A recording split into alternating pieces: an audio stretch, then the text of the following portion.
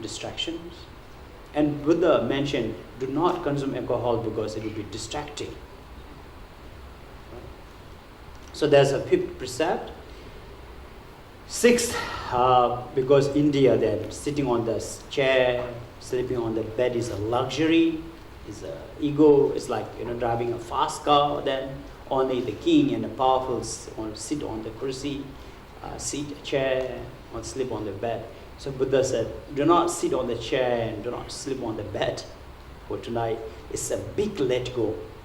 If you are able to really let go today without looking at your phone, other than the WhatsApp, it's a big letting go. So Buddha said, do that. Don't sit on the chair. So I think this is not very applicable now, because sitting on the chair is very normal, right? Sleeping on the bed is very normal. Everyone could sleep on the bed, normal. But if you want to follow the tradition, sit on the floor and don't sleep on the bed. Try to sleep on the sofa, or maybe on the floor, trying to be humble. So it's disciplining your body from comfort zone. Okay, so that is sixth. And the seventh is fasting. It's very popular, right? Intermittent diet. From 5 BC, this has been the traditions. Last meal, again, alteration of it. Last meal will be by 1 p.m. today. Are we offering lunch? Do we have a lunch? Oh, so we have a lunch here. Okay, good. Thank you. So lunch will be offered here, vegetarian. 1 p.m. will be our last solid meal. Then till tomorrow morning, 8:30, let's say 8. No solid food, just beverage, juice, milk, water, healthy, right? There are a few of us who are on medication, diabetes, health, underlying health condition. You can have plain porridge, milkshake, Milo, or soup, so that it's allowed in the teaching as well. So this is okay, but no solid meat, solid food after 12 till tomorrow morning. So basically no dinner. Okay, so that is the seventh. Eighth precept, combining of vanity and entertainment. The vanity is, I will encourage you to remove all the accessories, all the jewelries are not allowed, because India culture is again very, what Indonesian call bling bling, right? So Buddha said, all the villages, when you come to temple for 8 precept, remove all your vanity, including then, they wear, same in Bali, right? You wear all the flower garland because of Indian tradition. So it's remove all the flower garland, remove all makeups, remove all perfume, remove all the vanity, Buddha said. Be pure.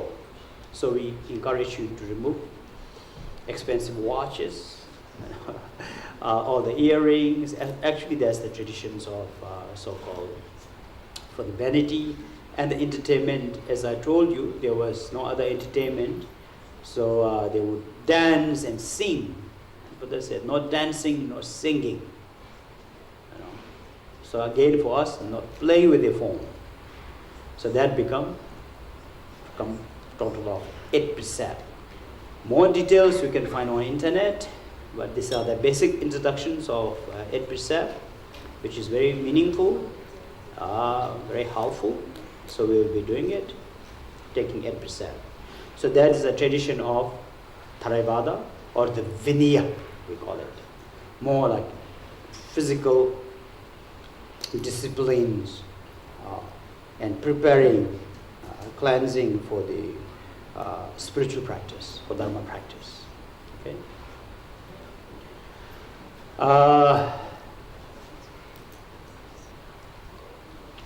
So for taking, and this is very, as I mentioned, right, Sojong, to grow good merits and to purify negative karma, and especially group Sojong retreat in place where there's more people, more energy, is a very beautiful place for Sojong retreat.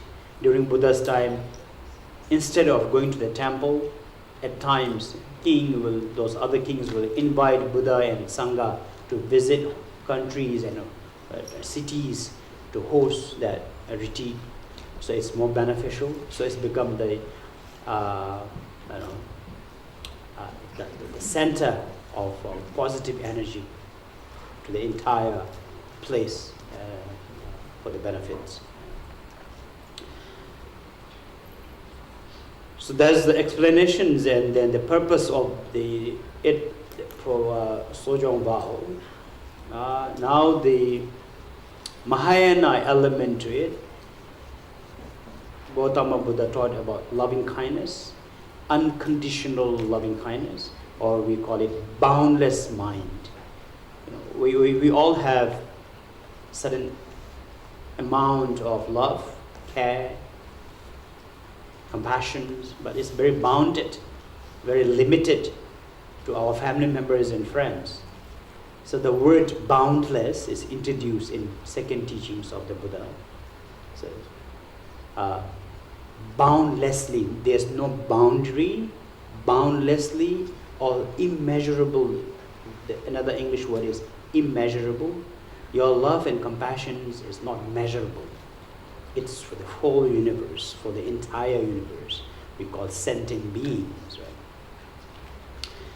So when you take Sojong Bao or any retreat or any practice of Buddha Dharma in a Mahayana tradition, so also we call Maha, a greater, a broader mind. In positive psychology they call it broader in build theory, which is so beautiful. So this is exactly what Buddha taught. Broaden your mind, broaden your thoughts. Instead of me, my family, entire 8 billion people is about me and my family. This is why we are in trouble, right? This is why there is a war. I always say world as a one, for example, like one whole body, right? Sometimes we feel, for example, say if there's people struggling in Africa, we just know it's happening in Africa, but it's not in our country. If someone is attacked, for example, neighboring countries or in Middle East or be it anywhere, we understand, but we are really not feeling it. Because there's no concept of one world. In the Dharma, this is very important. So let's say one world example of your own body. Right? Tiny thing as sometimes, your toe is hurt, your toenail. It's the most painful things, right? Your entire body shuts down. A toothache. So similarly, the injury, the problem, the suffering could happen any part of your body, but the entire body feels and you are not capable of. You become disabled.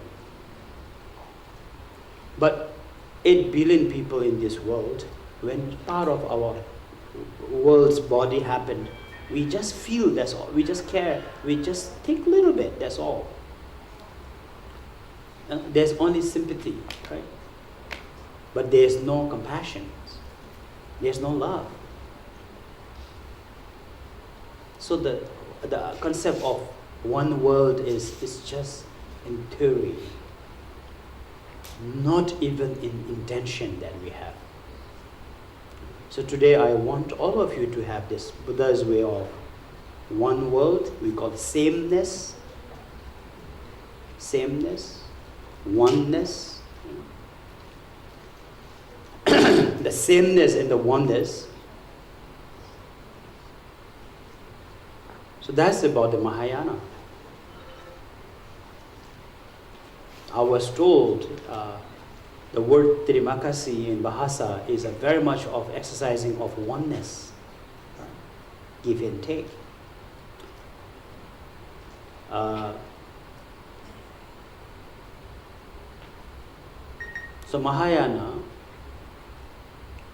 second part of our practice here today, we need to have a broader mind. There are a few of you who came here, I don't know for what purpose you came. But it doesn't matter. Let's change your intentions. Let's alter your motivations and be more broader, wider, greater, Maha. If you are here because you're physically you're not well, or emotionally, or you have someone who is sick, or you enjoy something like this, in a similar, there are many who enjoys it, many needs this blessing, healing. So you include everyone and you build that emotions of boundlessly, immeasurable emotions. Firstly, in the Dharma, we always say about love, immeasurable love. Love that is immeasurable. And the definitions of love in Dharma is that you wish others to do well.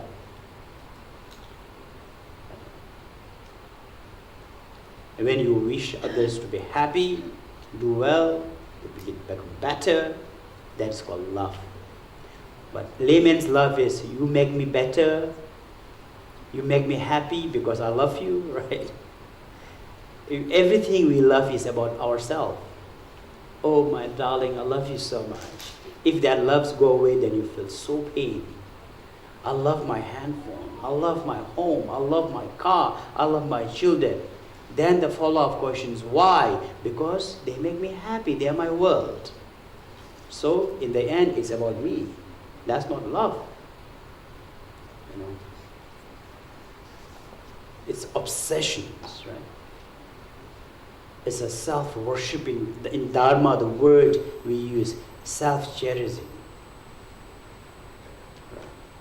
But in the Dharma way, unconditional love, the more you love, the more you let go. The freedom is what love is about.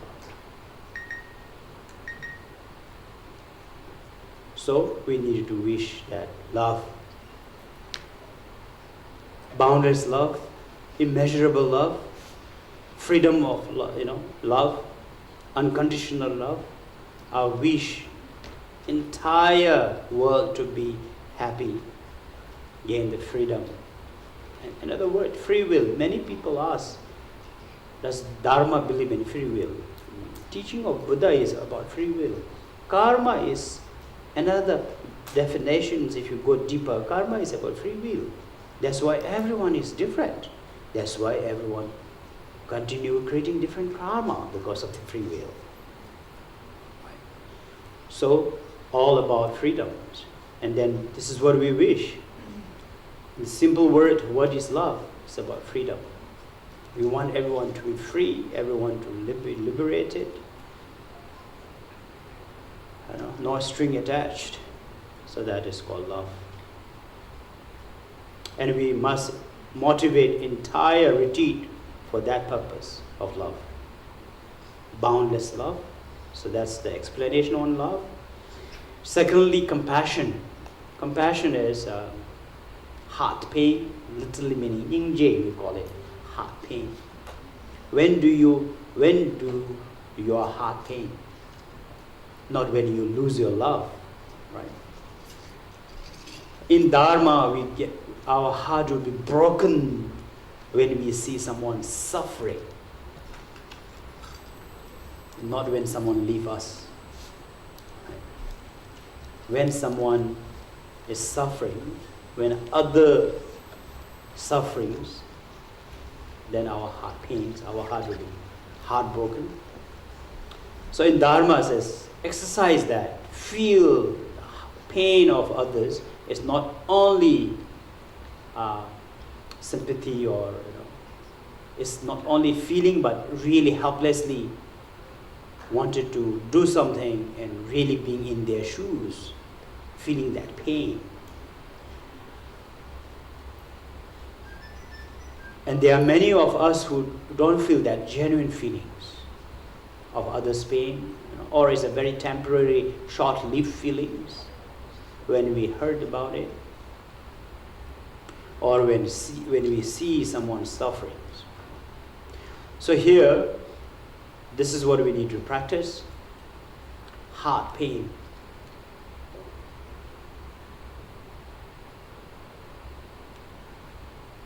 So you can take example of whatever that is more easy for you to feel pain about others. I do this exercise a lot. For example, whenever I see ambulance, I recite the name of the Guru Bekhanze.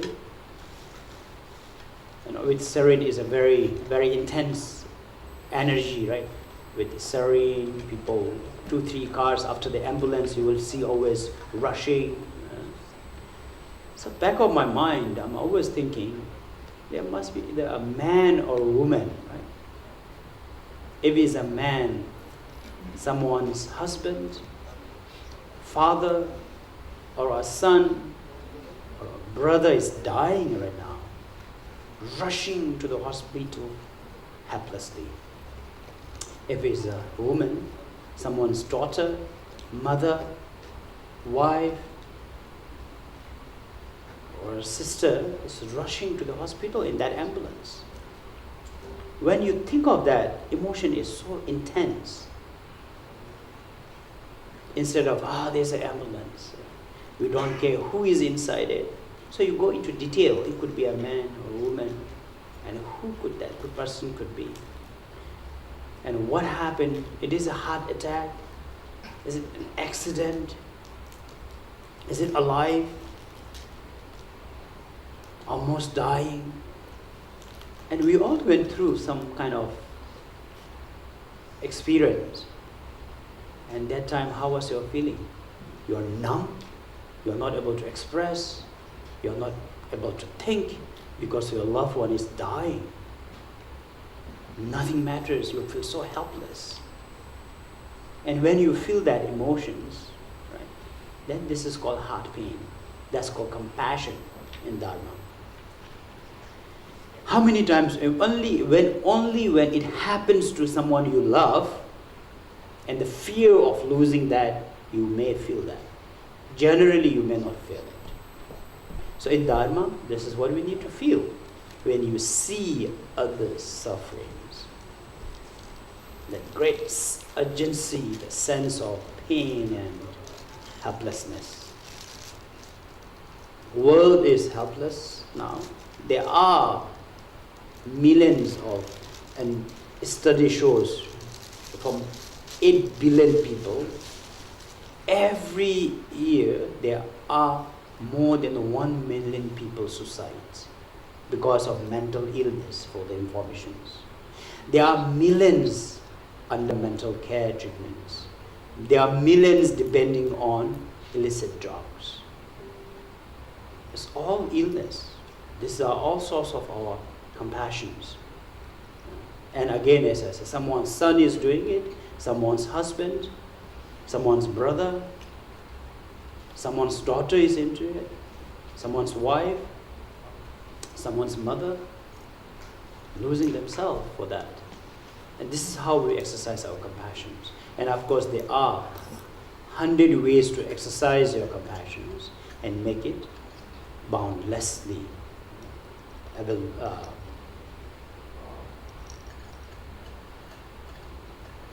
expressing it. Third one is more similar, but simpler: joy. Exercising your mind to be joyful instead of jealous, happy for everybody. Instead of criticizing and being critical, just rejoice. If you have a mind of rejoicing in feelings, it's a great sense of freedom. Free from jealousy, you're happy, So exercising such joyful, and wishing them to be protected from future harms and difficulties. And the last exercise of a greater mind is letting yourself be free from all the worries and confusions by contemplating on impermanence and in Dharma, philosophically we call it dualistic mind. We have this dual emotions, right? Hate, love, mine, yours, high, low, positive, negative. It's called dual mind. The mind has two ways, of emotions. So that two, or the preference is another word. So our dual emotion is very confusing. Right?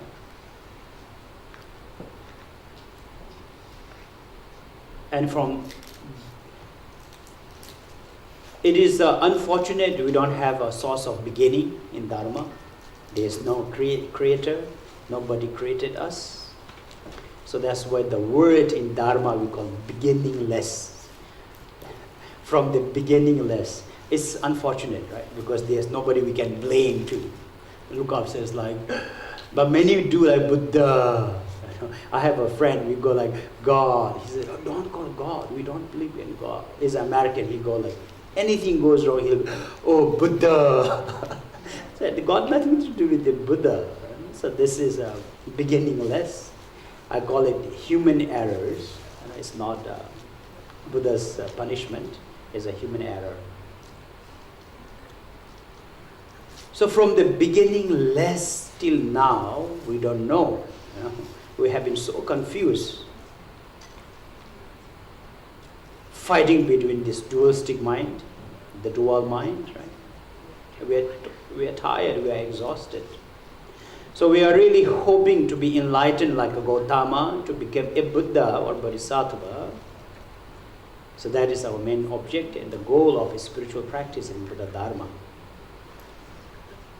And training our mind towards that path, that freedom. So that is the fourth intentions. So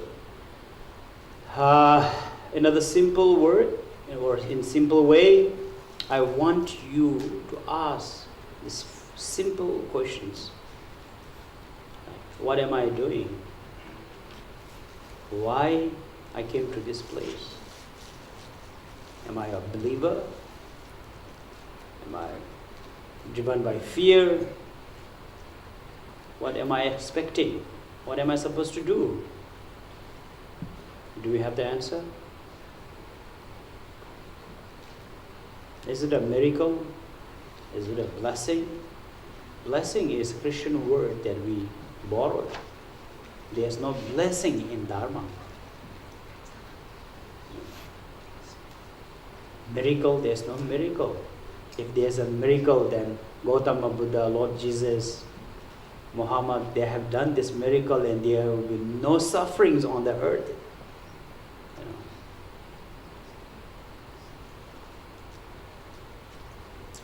Then what is it?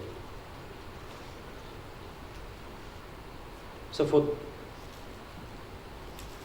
Dharma practitioner, you have these four reasons of Mahayana. Love. My love is very limited. I wanted to broaden the muscles of my mind of love, build that muscles. Compassion, joy, and we call it equanimity and equality is both. Equanimity is for your mind. Your mind has no equanimities. It's dual. This, that, his, mine, high, low. Constantly, these two are like exercising all the time. So we have to gain this very equanimity at your mind, peace at mind. If you have that, whatever you see, then it will be equalities, right? If you don't have the lens of equanimities, then you don't have the equalities. So to build that equanimity, so you can have the equalities towards the phenomenal.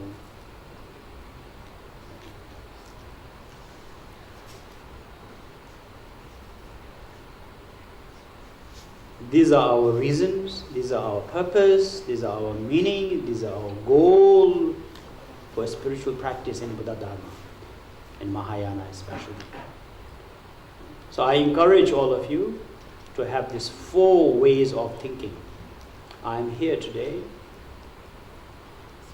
to exercise my love, compassion, joy, equanimity, to heal the earth, world, or the world, to share my love and compassion in the guided settings of Sangha. So we become your support. We call it spiritual friend. We call it spiritual guide to the Sangha. Is a source of wisdom. Is a source of, is a guide. So if it's a boat, we are the pilot, we are the captain. I mean, we are your crew.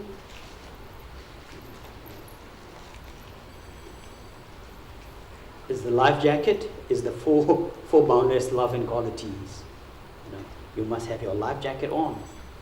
It's the savior. Anyone without this 4, you are at risk.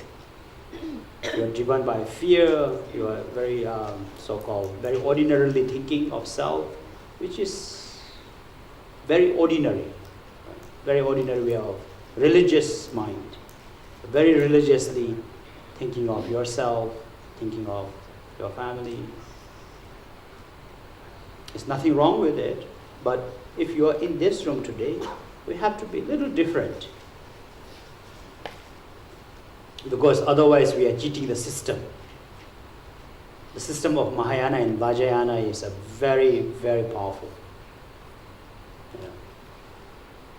And we have to have this greater thinking, broader mind.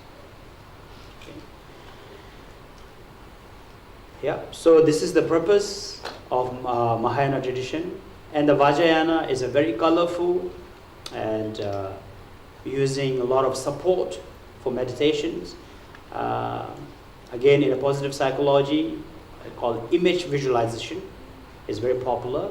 It's very much of Vajrayana. So there will be a lot of visualization today. You're visualizing Buddha and positive thinking.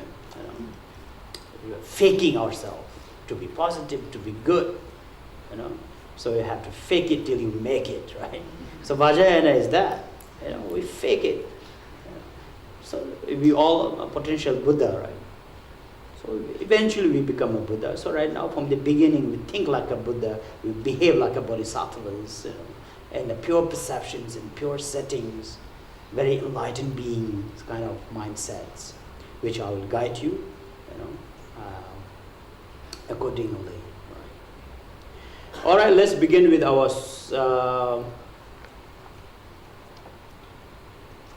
first practice of 8 precept. So I want you all to stand up from your seat, look for a comfortable spot, and if you can come in the aisle in the center.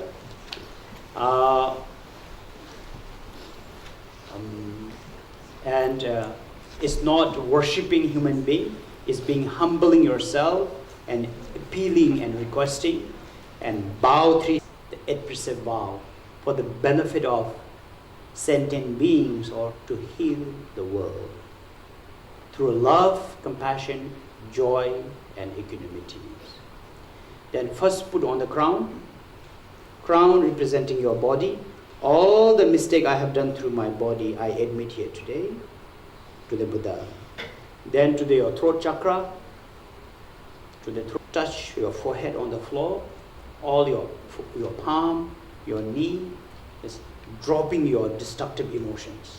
Is a very meditative practice. So when you hug, you just drop it. And when you stand up, hug the ground and wiping the floor like this, removing suffering of the universe. I remove the suffering of entire world. So this is called positive thinking in intention. Right now we don't have the means to help even ourselves sometimes, right? But in intention, you build your mind. It's called Chitta Yoga. Bali is known for yoga, right? Only the physical yoga. But in Dharma, there's a mind yoga. Chitta is the mind. It's called Chitta Yoga. That's how you train your mind yoga. Are you all prepared? Ready? Yeah. So 3 times through your body, your speech, your mind. Go to the ground.